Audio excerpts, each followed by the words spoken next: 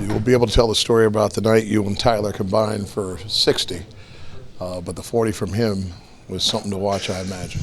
Man, he's having a hell of a year, man, and dog, he deserves that All-Star nod, man. Like, we've been pushing him for the last 3-4 years to get that nod, and it's like the time he's healthy, playing at his own pace, making decisions, making plays. We got to figure this thing out. You made some amazing plays tonight inside, and I know you tell the guys, throw it up, I'll go get it, but you meant it tonight.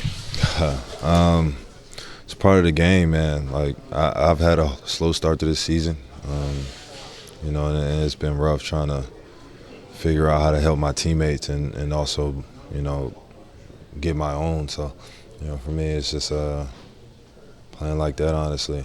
Not caring about missed shots. It's a part of basketball, but when you lose like this, that's the toll that really weighs on you. For us, man, like I said before, we got to figure it out before it's too late. Before it got wild in the finish, it was sort of a wild night seeing Tim Jr. and Nico go down the way they do. You just don't see that a lot. Yeah. Pray for both of them. I mean, Nico's still here walking around. He's gonna be okay, but I don't know Timmy's condition. I pray for his family. I pray he's okay. Thank you, man. Appreciate it.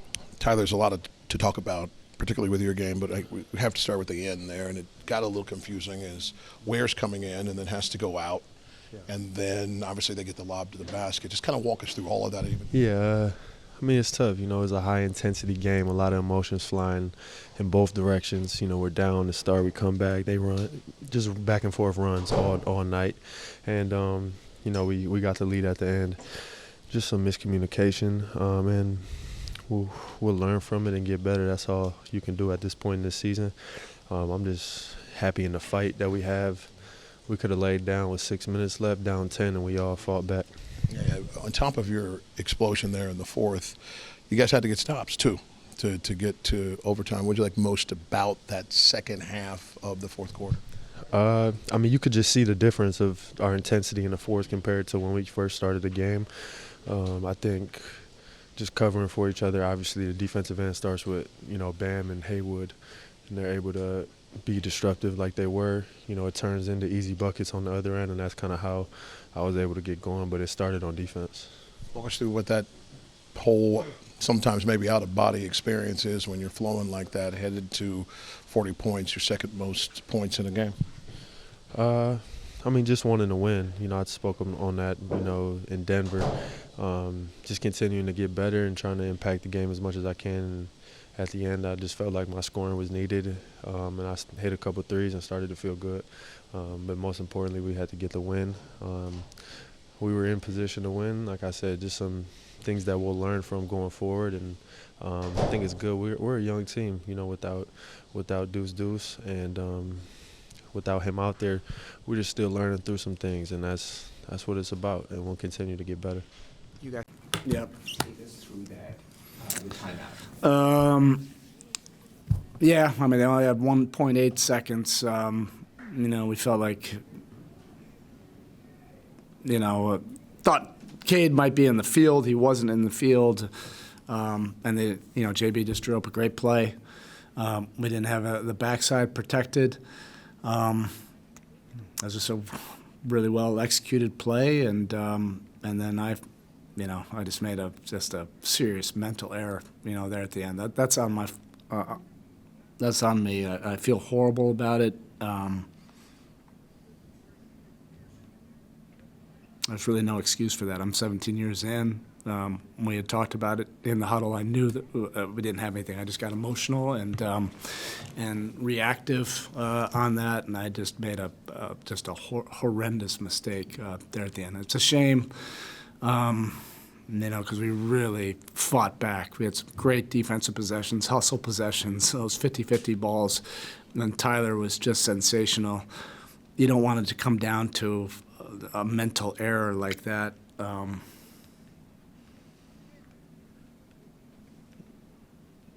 Yeah, you just would have liked to seen this go double overtime. That's the kind of game it felt like. It deserved to go double OT, and not have somebody get in the way of that. And unfortunately, even as a veteran coach, I got in the way of that. On the play when they scored, you originally had 6 players on the court. Khalil Ware was out. Yeah, I was going to put some size on the ball, and then we made the change because Cunningham was taking the ball out. I asked that because did you think the play to the rim was possible and you wanted sort of a backstop there? No, we just wanted to disrupt it, anything that was going into the field. But with Cunningham taking the ball out, I didn't feel comfortable with Ware, with a pass back to him. I don't think that was really the issue. They caught us on that play. That's unfortunate. But the reality is it should have just gone double OT. Tyler's effort, I don't want that to get lost. What he did, and especially with the threes at the end of regulation, just to get you to that point in the final 55 seconds, just your thought on the heavy lifting that he did. Yeah. Those were not easy threes either. His release has gotten so much quicker. He's always been super ignitable, and this ignition happened in these pressure moments. If he's not knocking down all those shots, we're not in a position for him to have that that last possession. It was great. Both plays I thought. But end of regulation, he got by and made that lob to Bam. Weren't able to convert on it, but those are the right decisions. And then this one, he was just super patient. We had talked about just make sure you get a good, clean look. If it's a walk-off, that's phenomenal, but you're not always going to have a walk-off.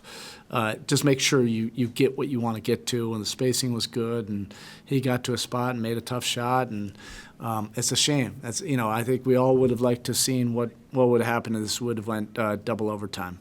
As soon as I did it, there's no debating it. It was horrible. That's just a shame. Still, the details that you got of Nico's injury, did you get any? Yes, his nose was displaced. They were able to put it back. He feels good. It looks fine. I was already able to see him. So we'll see. We'll see how he responds. Okay, thank you.